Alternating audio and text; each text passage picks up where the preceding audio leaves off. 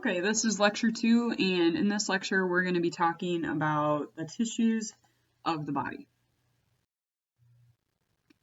So in terms of organization, we kind of mentioned this in lecture 1, but we can rank different, components of our bodies based on organizational levels. So we can start by looking at the organism as a whole, and the organism as a whole is made up of several different organ systems.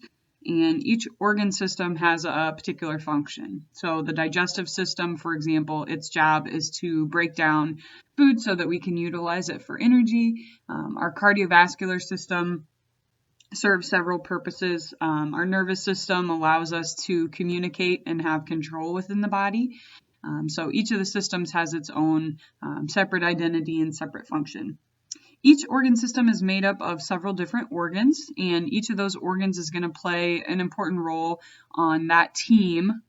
So the organs, you could think of each organ as a team member and the organ system as the team in general. Okay, so each organ has its own particular role in terms of completing whatever the task is of the team.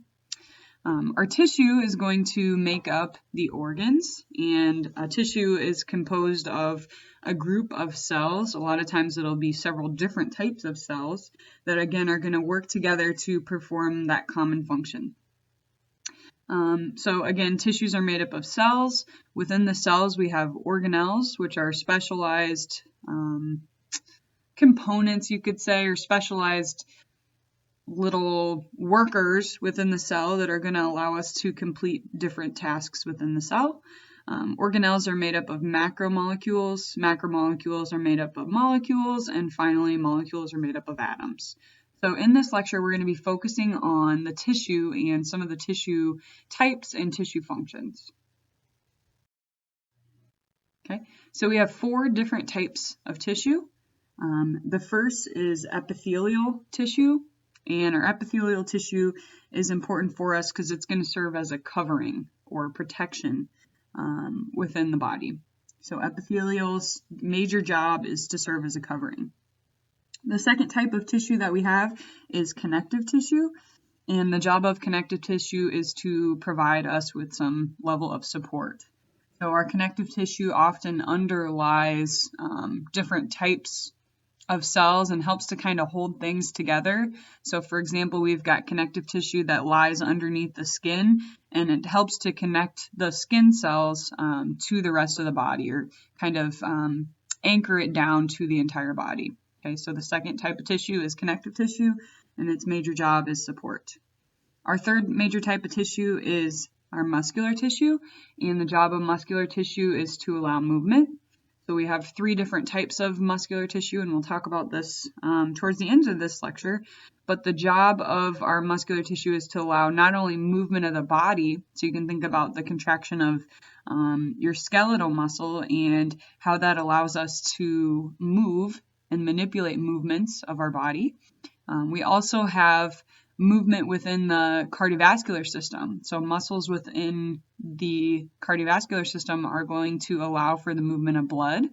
And we also have muscle in the digestive system, and that's going to allow us to have movement of our food molecules. So when we think about movement of our muscle tissue, it's not just body movement, it's also movement of items within inside of the body. Our fourth type of tissue is nervous tissue, and the job of nervous tissue is to allow for control, communication, and coordination of different systems of the body, and overall just control of the body. So again, to give, tissue kind of overlying definition, we could define tissue as a group of cells of similar structure that work together to perform a common function. Okay, so I'll repeat that for you. A group of cells of similar structure that work together to perform a common function. Generally, our tissue is composed of cells and also non-living material that's called an extracellular matrix. And again, we'll talk about the fundamental differences between the different types of tissue and how their extracellular matrix may differ, and also how their cells are going to differ. Okay, so we'll start with our first, I guess, classification of tissue, and that we said was epithelial tissue. Epithelial tissue is a sheet of cells that covers the body's surface or lines the body's cavity. All outer and inner surfaces of the body are covered by epithelial. Okay, we have 7 different types, or 7, I guess, subdivisions of epithelial tissue that we'll talk about. Generally is going to occur in the interface between 2 different types of environments. And so again, we know that its job is to kind of cover or separate a certain particular area. Functions of the epithelial tissue reflects their boundaries as well. So example of epithelial tissue, so skin faces the external environment in the inside of the body. So this epithelial tissue is going to separate our skin from the outside environment. So it's going to serve as kind of a protection mechanism, and then also the inside of the body as well. So it can protect us or separate us from the blood and from some of the other fluids of the body, so we don't have to worry about losing those fluids or those substances.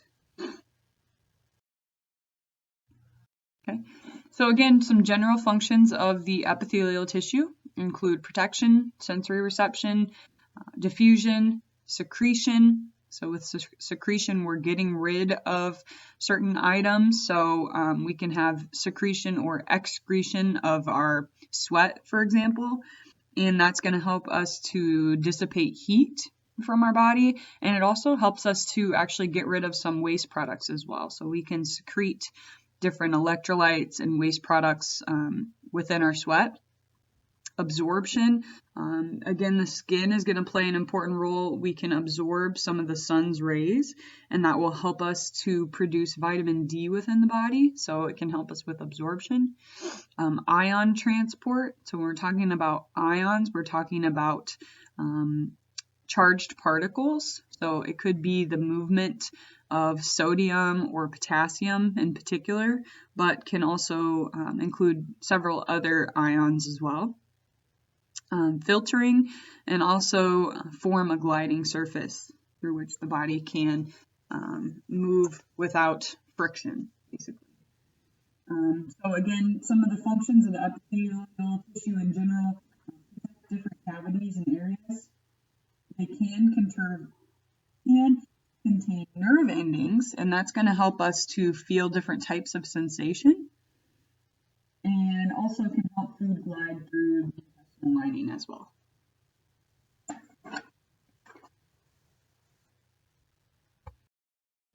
So if we were to compare the epithelial tissue to the other 3 classifications, we could look at some of the unique characteristics of the epithelial.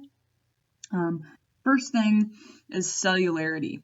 Okay, so what this means is basically that epithelial tissue is composed almost entirely of cells. Okay, so there's very minimal amounts of extracellular matrix.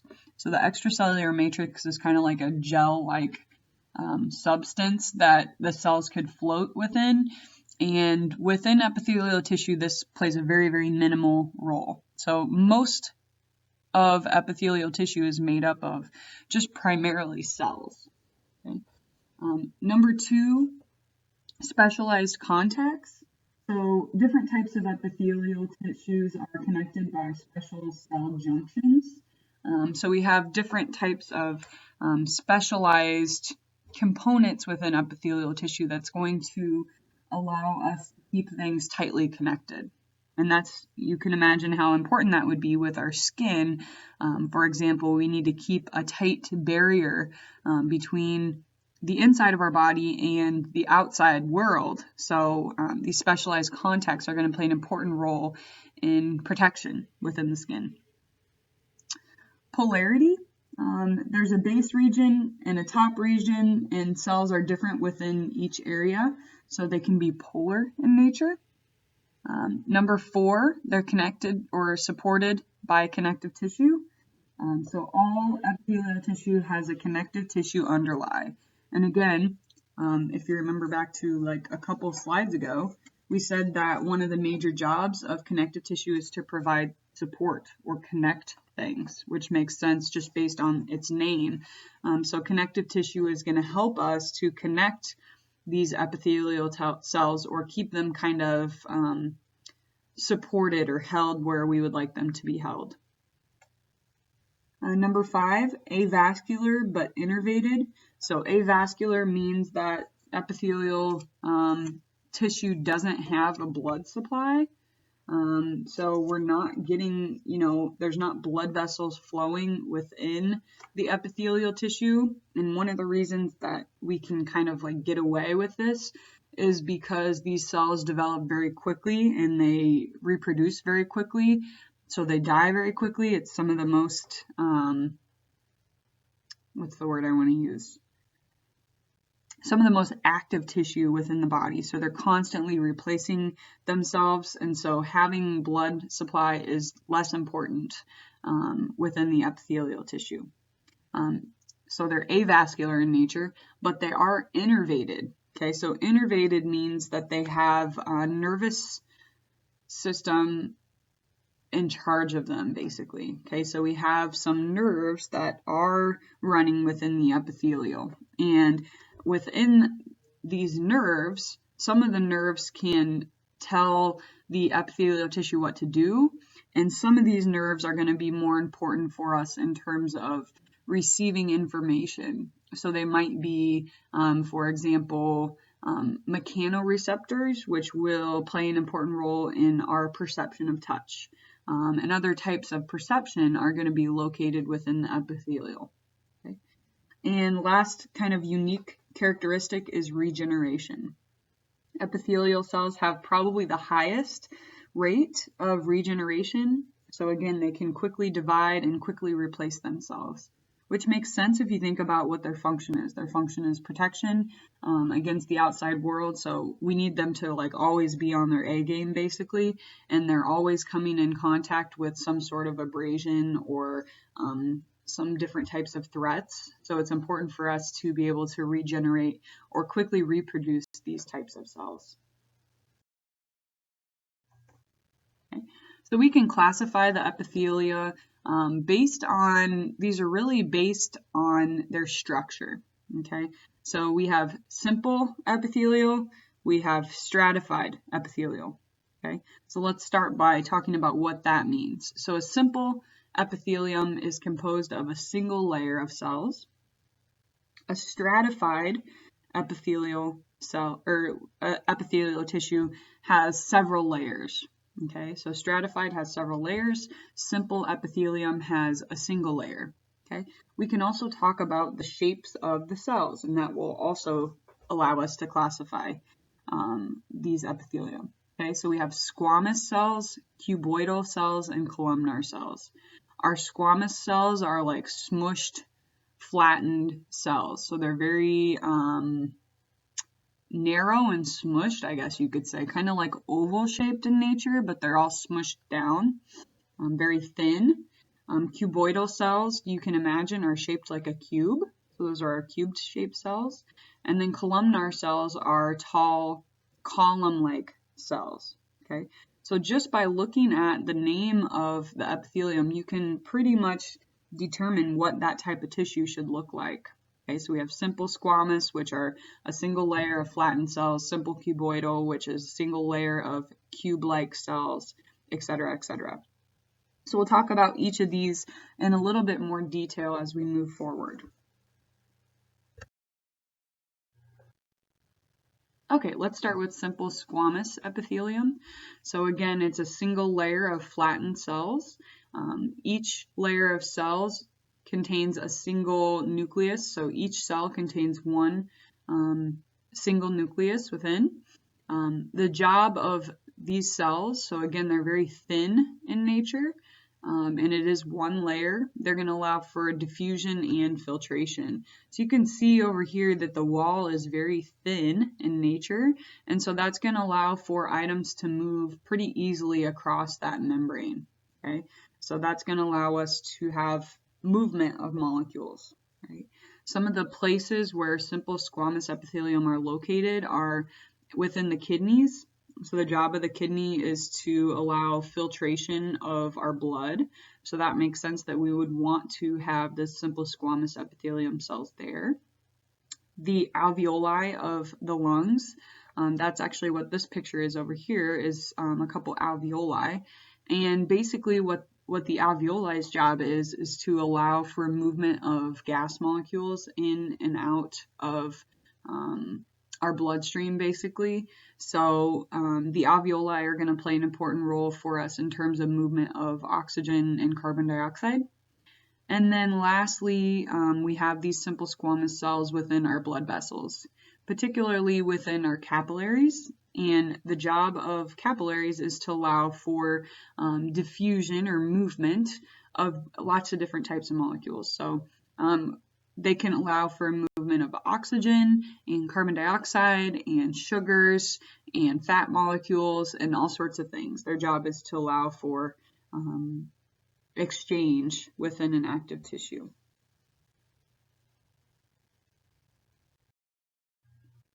Okay.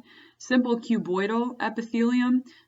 This is a single layer of cube-like cells, like we talked about. So again, just to kind of validify for you, I've got one image down here, which is kind of an animation of what the tissue looks like. And then this picture that's got like the pink and purple and that sort of thing is a histological slide. And basically what this is we're looking at what this tissue looks like underneath a microscope. Okay, so on the previous slide, I showed you a histological slide of what these cells look like under a microscope. Okay. Okay, so again, what's the job of this simple cuboidal epithelium?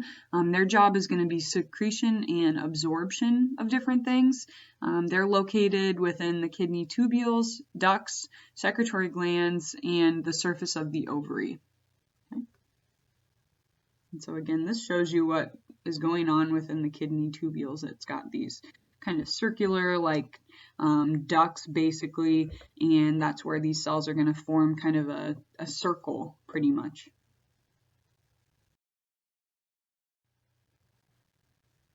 Okay, so we've got simple columnar epithelium. Again, simple means we've got one layer, and columnar tells us that the cells are column shaped.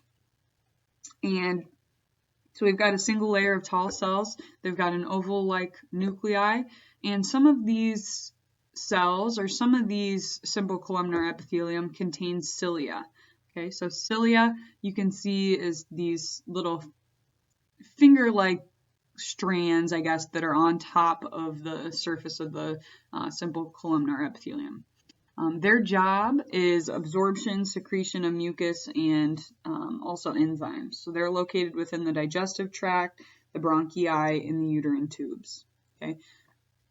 So these cilia can do a lot of different things. They can help us with that mucus to keep things kind of like smooth so that we don't have like food molecules brushing up against the side of the cells and causing any type of abrasion. It can also help us with absorption as well. All right, so here you can see this is within the intestines, and you can see the cilia up here, like little finger-like projections. And again, this is kind of our cartoon animation of the same thing.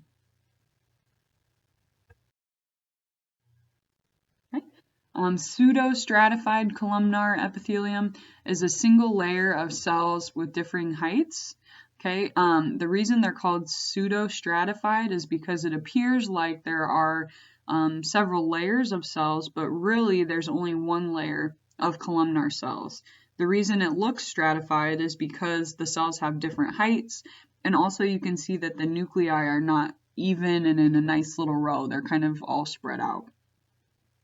Again, the pseudostratified columnar epithelium can contain some of those cilia that we just talked about, and they also contain what we call goblet cells. And the job of a goblet cell is to secrete mucus. Okay, if you look at where these cells are located, you can understand probably why mucus would be important for this. So this type of cell or this type of tissue is located in the trachea and also the upper respiratory tract. Okay, we secrete mucus in these areas for a couple different reasons. One of the reasons that we secrete mucus is because it can help us to catch any foreign particles that we don't want to have in there. So it can like catch the bad guys and kill the bad guys that are trying to enter into the body, basically.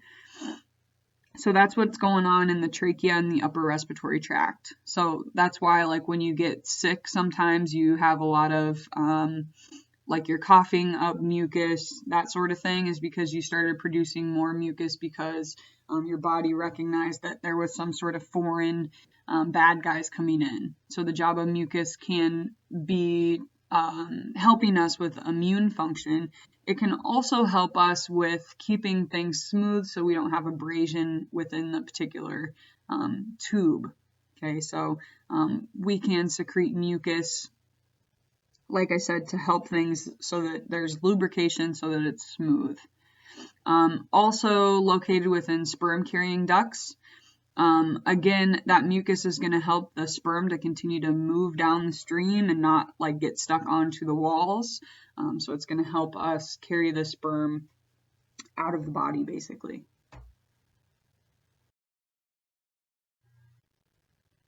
Okay. Stratified squamous epithelium. So now we're talking stratified, so there's several layers. A lot of times the base layers are cuboidal or columnar in nature. These are very, very active types of tissue. Okay, these are some of the most active types of tissue that we have in the body. And like I said, very metabolically active. They're constantly replacing themselves. They're constantly regenerating. And as they regenerate, they're going to start their regeneration kind of here at the base level, and they're going to continue to push those cells upward. Okay, so these are all the new cells on the bottom. These guys have been around for like, 10 to 15 days or something along those lines.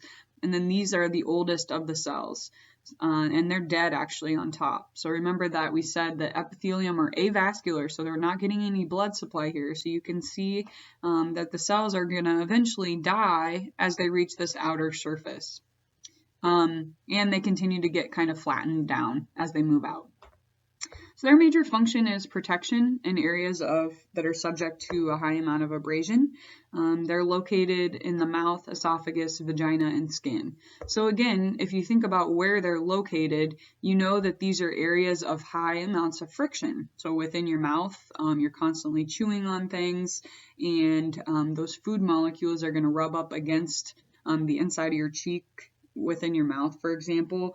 And so that can cause some amount of abrasion. Same thing with your skin. Your skin's always coming in contact with, whether it's your clothes, whether it's, the couch, whether it's some branches when you're outside, like little tree branches or something along those lines. So we're always facing abrasion of our skin, of our mouth, etc. So the idea behind the several layers is anytime you come in contact with some sort of abrasion, some of those dead cells on top are going to be kind of sloughed off. Actually, I just read somewhere that like 80% of the dust that you have in your house is actually these skin cells that have sloughed off your body. So you're like constantly losing these cells, and they just kind of get shed everywhere, and so they account for a large amount of the dust that you have within your house. Isn't that gross? Okay, stratified cuboidal epithelial. So we've got 2 layers of cells here.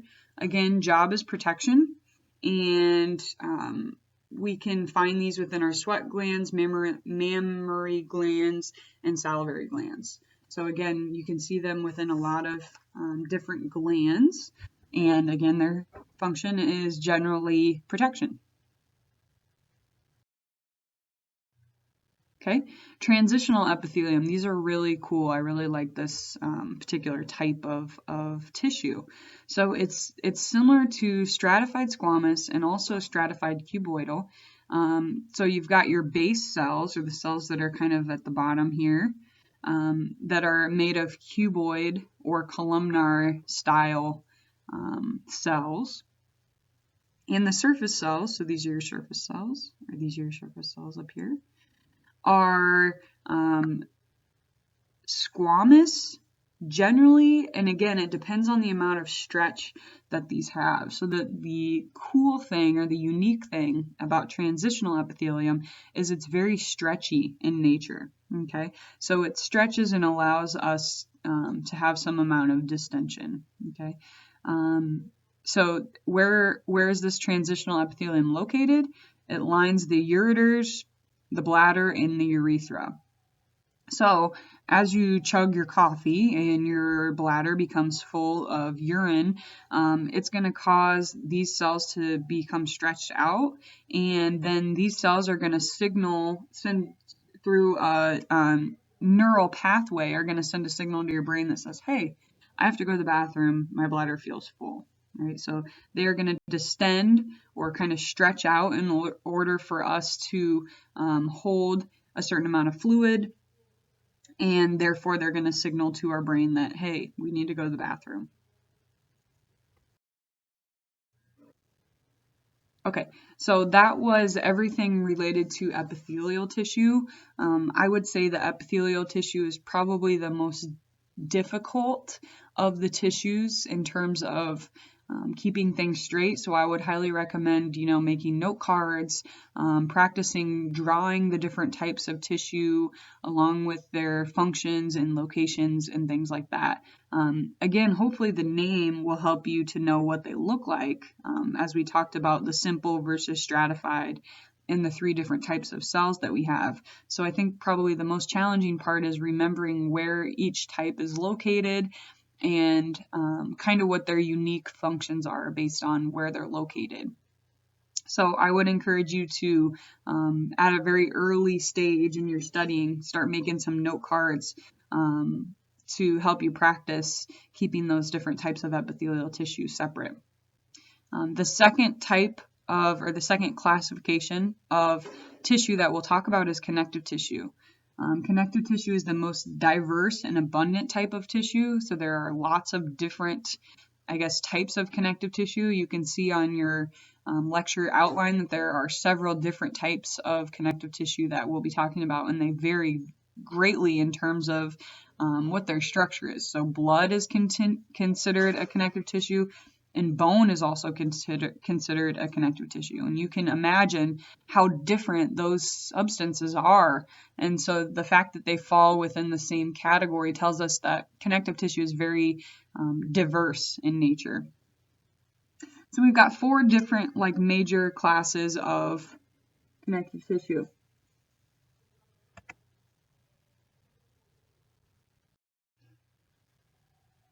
So we have 4 different classes of connective tissue. We have connective tissue proper, we have cartilage, we have bone, and we have blood. So connective tissue proper includes several different subdivisions underneath. Cartilage, we have 3 different types of cartilage. We have hyaline cartilage, fibrocartilage, and elastic cartilage.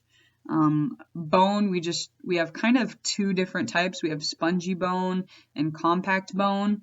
And then blood is just blood. There's not any additional information related. Okay, so the general functions of the connective tissue are to connect organs and tissues. Again, they kind of serve as like the underlying layer with all of our epithelial, and they help us to connect things or kind of hold things down, I guess. Also form the skeleton. So again, that would be the function of bones. Store and carry nutrients. So we can store nutrients within our fat tissue, which is one of the types of connective tissue that we have. Also carry nutrients. So the blood's job can carry nutrients. Surround all blood vessels and nerves, and also to help us fight infection. And that would be the function of the immune system, which in large part comes from within the blood. Okay, some of the unique characteristics of connective tissue. Unlike the epithelial tissue, there are relatively few amounts of cells within the connective tissue, and we have a lot of this extracellular matrix. The extracellular matrix is composed of a ground substance and 3 different types of fibers. Okay, so the ground substance is kind of like a soft, gel-like substance that holds tissue fluid. Okay, so its major job is to kind of serve as like the background. And then we have 3 different types of fibers. We have collagen fibers, reticular fibers, and elastic fibers. And we'll talk about the details of what those fibers are like here shortly. The other unique characteristic of connective tissue is it's got an embryonic origin. So all connective tissue originates from embryonic tissue. So that means it's developing as a fetus before you're even born within mother's stomach. This connective tissue is going to start there. Some of the structural elements of connective tissue, we have different types of cells within the connective tissue. Again, these cells are far more spread out, and they're far less numerous when compared to epithelial cells. But the primary cells in the connective tissue their job is to produce an extracellular matrix. And we have, I guess, 3 different types of cells. We have blast cells, and our blast cells are builders. Okay, so blast cells, their job is to form new either matrix or also can make new cells, can make new fibers. Their job is to build things or create things. So we have fibroblasts, chondroblasts, osteoblasts. So fibroblasts are going to be important for us in terms of building fibrous components. Chondroblasts are located within the cartilage, and their job is to help build within cartilage. And osteoblasts are within bones, and they're going to help us to build bones. Okay. We also have site cells, and their job is to just maintain healthy tissue. So again, the prefix tells you which type of tissue they lie within, and then the end part, the sites, tells you what their function is. So fibrocytes are within fibrous tissue, chondrocytes are within cartilage, and osteocytes are within the bone. We also have clast cells, which I didn't list on this slide, but clast cells are kind of like the destroyers. And the clast cells are going to help to break down things. Okay, so we have fibroclasts, which would break down fibrous material, chondroclasts, which would help us to break apart or kind of like destroy some of the cartilage tissue, and osteoclasts, which are going to break down bone tissue. And again, that's not necessarily a bad thing. Keep in mind that this connective tissue is always dynamic in nature. So we're always building and replacing and repairing things. So just because we have cells that break things down, that's not a bad thing, because we're constantly building things up as well. So we want to keep things dynamic in nature. Okay, so we've got these 3 different types of fibers within the connective tissue. We have collagen fibers. They're the thickest and strongest of the 3 fiber types. They're whitish gray, and again, they're very strong in nature. We have reticular fibers, which their job is to kind of form like a meshwork, and they're going to allow more give than collagen fibers. So they're a little more stretchy than collagen fibers. They're not as stretchy as elastic fibers, but their job is to kind of form a meshwork or background. Our elastic fibers are rubber-like. They're very stretchy, and they can allow some recoil. So they can be stretched and then return to their initial length, basically, is what that means. So within the connective tissue, we might have collagen fibers, we might have reticular fibers, we might have elastic fibers. Not all 3 need to be present in order for it to be considered connective tissue. We might have a large amount of elastic tissue and a little bit of collagen fibers. So there's all sorts of different, I guess, recipes, you could say, in terms of the amount of fibers and the type of fibers within the connective tissue. But these are the 3, I guess, options that we have. Okay, so here you can see, again, I've shown you a histological slide over here, and this is just a cartoon animation of what this connective tissue looks like. So here you can see a few different things. You can see these collagen fibers are very thick in nature. It's not very organized in there. It just seems like they're just kind of like randomly flowing in each which direction. And that can vary, depending on the type of connective tissue. You can see the elastic fibers are much skinnier, and again, they're more elastic and stretchy in nature. And you can also see some fibroblasts here, so they are going to help us build different types of fibers and fibrous components within the matrix. Okay. Again, over here you can see just a different view. You've got collagen fibers again. Elastic fibers can be seen here. And then lastly, it shows you some of those reticular fibers as well. And again, their job is kind of just to form like a meshwork or a background. Okay, so let's talk just a little bit about that extracellular matrix we talked about. And this is also called ground substance, and it's a gel-like material. It can contain sugars, possibly. Molecules are generally produced by cells of the connective tissue, so some of those blast cells that we talked about are going to help us to form this ground substance, or this kind of like gel-like background.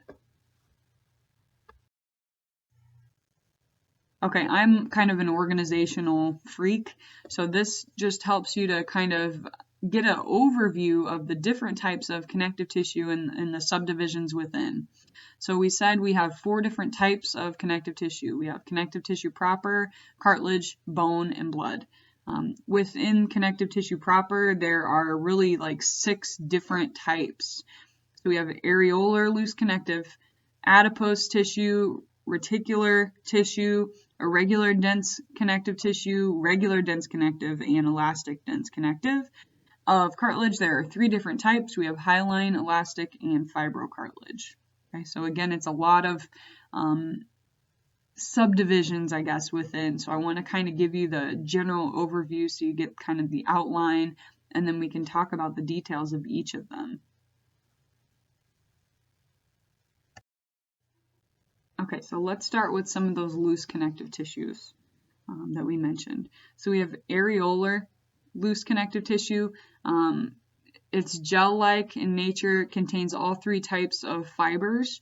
Its job is to cushion the organs, surrounds organs and capillaries. Again, the idea with loose connective tissue is those fibers are much more spread out. Okay, so again, this is just your basic. It's got all 3 types of fibers, and they're pretty spread out. Their job is cushioning. Okay. Adipose tissue looks significantly different than some of the other connective tissues. Contains a matrix, but there's not many fibers within the adipose matrix. This is the same as your fat cells, basically. The job of the fat cells are to insulate, provide us with fuel storage, and also to protect our organs. It's located underneath the skin, can be located abdominally, which we really don't want to store a lot of adipose tissue within our abdominal area, and also within the breasts as well. And again, you can see these big old things here, those are like the adipose cells themselves, and that's where the fat is actually stored. So one interesting thing related to fat tissue is that all these cells, you can never, like people talk about like eliminating fat and burning off your fat cells and all this stuff. Well, that doesn't actually happen. We can reduce the size of these cells, but once you have these cells, they never disappear. Okay, so once you have each of these cells, you can't get rid of it, actually. You can shrink it down. We can make it a very small. You can make it small like this one, but you can't necessarily get rid of these cells. I think you can increase the number of cells you have, or we can increase the size of these. So as you gain fat or gain weight, each of these individual cells gains size. But like I said, when you lose weight, you don't get rid of these cells. They just get smaller in nature.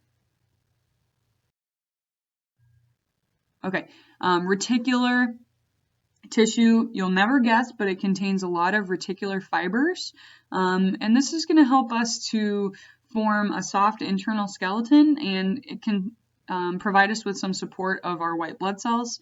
It's located inside of the bone marrow, so that's kind of like the interior portion of the bones, and it's also located within the lymph nodes. So again, it's going to play a really important role for us in terms of our immune system because its job is to support white blood cells. Okay, so of our dense connective tissue, we have a few different types here. Dense tells us that the fibers are much more crowded, you could say.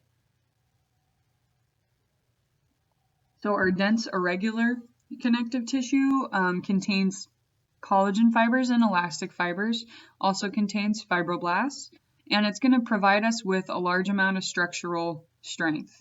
Okay, so it's located in fibrous capsules of organs and joints, and also the dermis of the skin. So its job is to provide us with some amount of strength, basically. And that makes sense because we know that those fibers are pretty dense in nature. They're pretty close to each other. Okay, we have dense regular connective tissue. And here you can see just kind of like a very pretty organization. So we've got the collagen fibers are very neatly organized. So again, they're very dense and they're very neatly organized. And we also have some elastic fibers here and also those fibroblasts. Again, the fibroblasts are going to be builders in this particular situation. Some of the locations of our dense regular connective tissue, it makes up our tendons and also our ligaments.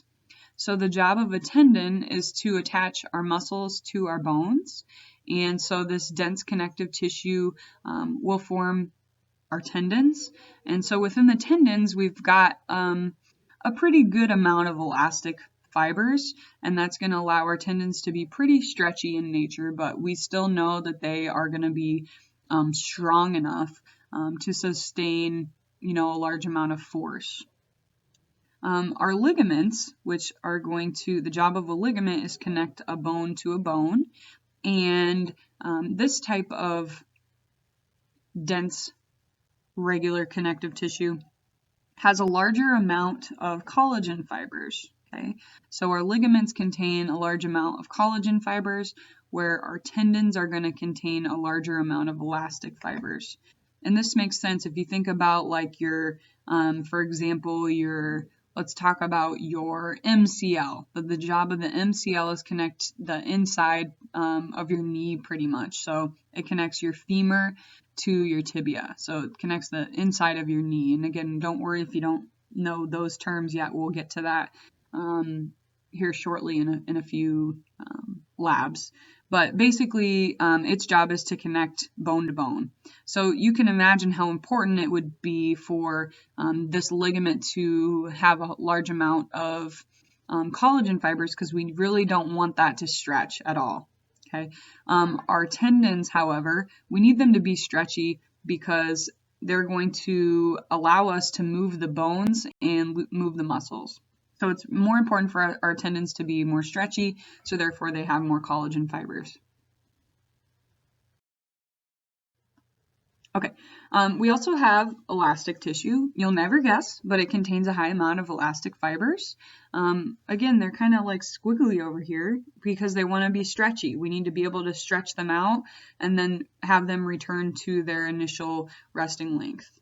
So it allows us to recoil tissue in terms of blood flow and also within the lungs. So this makes sense. If you think about, if you take a big breath in, we need to be able to stretch out our lung tissue. And as you breathe out, that lung tissue is going to recoil back to its initial length or its initial size, just like a rubber band. So when you inhale, you're stretching out that rubber band. And when you exhale, we return that rubber band to its initial length, and that's the recoil portion. So we see that recoil both within the lungs and also in some of our arteries in terms of blood flow. And we'll talk about that in more detail once we get to the cardiovascular section. So again, where is this tissue located? It's located in the bronchial tubes, which is part of your lungs, and also located within the walls of your arteries. And again, the job of an artery is to carry blood from the heart to some particular type of tissue. Okie dokie. Cartilage, we have 3 different types. The job of a cartilage is to resist compression and tension. So a lot of times it is under a large amount of force, and it needs to be able to sustain itself underneath that force. So it's firm, but it's also kind of flexible in nature. Cartilage actually consists of about 80% water, which is kind of cool. It's a lot of fluid within your cartilage, actually. We have 3 different classifications of cartilage. We have hyaline cartilage, elastic cartilage, and fibrocartilage. And we'll talk about the differences and also where they're located as well. So again, hyaline, you can see here, elastic, you'll never guess, has a lot of elastic fibers, and then fibrocartilage down here with a lot more of those collagen fibers. Okay, hyaline cartilage, I just think it's so pretty. Look at this picture over here. So it's a firm matrix. You've got that ground substance in our background, and its job is cushioning and resisting compressive stress. So hyaline cartilage is going to cover all of our long bones. It covers the ends of your long bones. Okay, so its job is to cushion that end of the bone and resist compressive stress. So it cushions the end of the bone because that bone has to interact with another bone.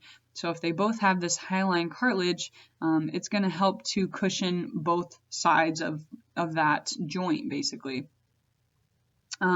Also located within the nose, the trachea, and the larynx as well.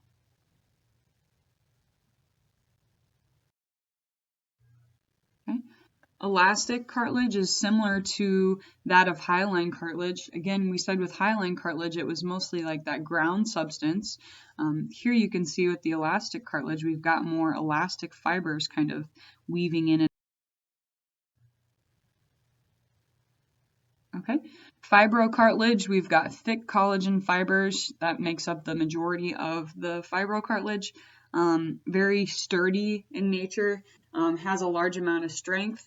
Also can allow us to absorb and compress shock, located in 2 different places in the body. The pubic symphysis is one place. So the pubic symphysis, and again, we'll talk about this when we get to the skeletal system in lab, but the pubic symphysis allows us to connect our 2 pubic bones. So it occurs in the front of the pelvis. And it's just this small little piece of fibrocartilage that's pretty sturdy in nature. There's not a lot of movement that occurs there. The only time we do have movement of the pubic symphysis is like when a woman is ready to give birth. We want to have a little bit of movement there so that we can kind of open the hips and open that birth canal up and allow the baby to easily move through. Also located in the intervertebral discs, so it's going to separate each of our vertebrae in our back. And again, we want these to be pretty strong in nature. Their job is to kind of compress and absorb some level of shock within our backs. And again, we want them to pretty much stay in place, stay where they are. Okay, so moving on to another type of connective tissue is our bone. And we'll talk in more detail about this when we get to the skeletal system. But the job of the bone is to support and protect our body structures. It's got a hard calcified matrix containing many collagen fibers and also osteocytes. And again, the osteocytes are bone cells pretty much, and their job is to maintain that particular type of tissue. And again, we know that this matrix is very hard in nature, and that's what allows our bones to maintain their structure. And also, something interesting about bone is it's very well vascularized. So we do have blood vessels that flow within the bone itself, which is kind of interesting. Bone is a very dynamic tissue. We sometimes don't think about it that way, but it is very dynamic in nature. It's always changing and always remodeling. And so therefore we do have a large amount of blood flowing within the area, and that's going to provide us with the nutrients that we need in order for us to have movement and growth. Okay. Our blood contains red and white blood cells and also a fluid matrix, which is made up of plasma. The major job of our blood is, again, to serve as a transportation system. So it can transport our respiratory gases, can also carry nutrients to and from different types of tissues. So we're talking proteins, we're talking carbohydrates or sugars, and also our fats. So all of these things are going to be carried within the blood. And we know that blood is contained within the blood vessels. So you could think of the blood as little, I guess, cars that are driving along the highway. The highway are the blood vessels, and the cars, again, are going to serve as our transportation mechanism for the respiratory gases, nutrients, and also our waste products. Okay. Nervous tissue is another classification of tissue that we've briefly mentioned.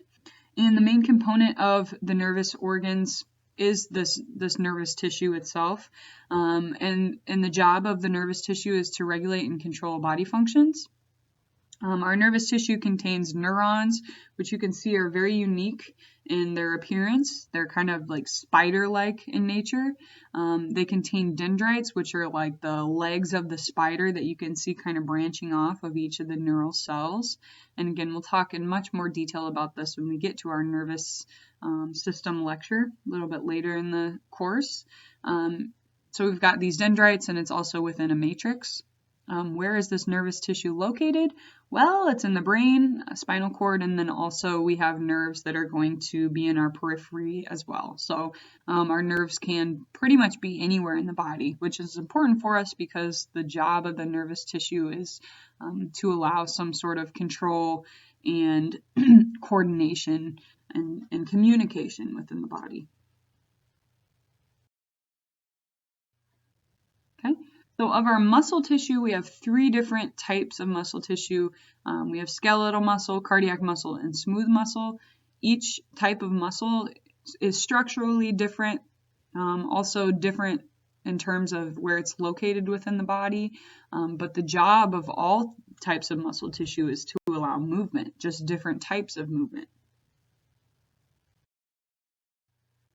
Okay, so skeletal muscle is long, cylinder-like cells with multiple nuclei or multinucleated cells, and they have striations. So you can see the striped appearance in this slide here, and that has to do with the arrangement of proteins within the skeletal muscle itself. And we'll talk about that in much more detail, like I said, once we get to the muscle lectures.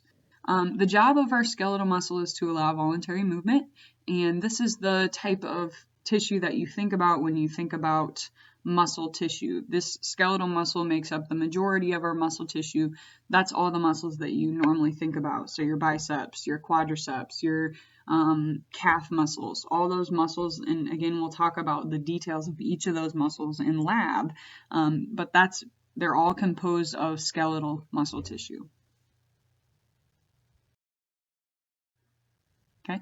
Smooth muscle is more spindle-shaped. They have 1 nuclei within each of the smooth muscle cells, and they don't have any striations. Okay. Smooth muscle operates involuntarily. So you don't think about or tell your smooth muscle to contract. It just kind of does it on its own. So where's the smooth muscle located? It's located in walls of organs. And this allows us to move food through the digestive tract. So it's located, for example, in the walls of the stomach. And when it contracts within the stomach, that allows the churning of your food, and that helps with the digestive process, and it also helps us to move that food through the system, through the digestive tract. It's also located in artery walls, and the contraction and relaxation of smooth muscle within the artery walls will allow us to kind of manipulate or determine where we want to send blood, to which locations. Okay. Cardiac muscle is the last of the 3 types of muscle. and it's branching in nature. Again, you can see how different each of these types of muscle tissue looks like when we look at them under the microscope. So it's branching in nature. Each one has one nuclei. They have these specialized junctions between cells, and you can see those here. That's the intercalated discs here. It's involuntary in nature, and cardiac muscle is only located in heart walls. So the reason that this tissue is branching and has these specialized discs between the cells is we need the contraction of the heart to be occurring in unison pretty much. Okay? So if we have this branching and kind of intermeshed type of arrangement, that's going to allow us to have the contraction of the heart in a specialized way that's going to allow us to move blood out of the heart, out of the chamber. And again, we'll talk much more detail about this. This is just kind of an introduction, but we'll talk in much more detail about this once we get to our cardiovascular unit.